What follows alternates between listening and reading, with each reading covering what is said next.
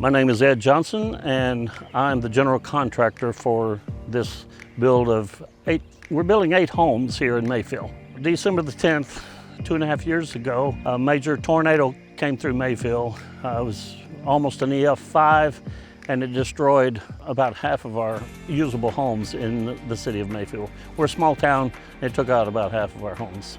Blue Diamond has provided a skid steer and also the excavator that's behind me. And to be honest with you, we could never have done this project without these 2 pieces of equipment. With the excavator, from the very beginning, we used to dig the footers, and we used the excavator and the skid steer to move earth. We had lots of water that stood on the property, a lot more than there is even right now.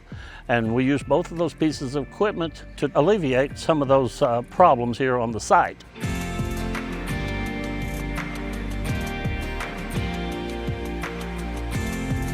We're so glad to be able to build these houses. All 8 homes have already been assigned to owners, and each of the owners had to be a victim of the tornado. They could have been a homeowner or they could have been a renter. But now they're going to be owning their home, free of charge. Blue Diamond stepped up and provided this equipment, which was a blessing to us.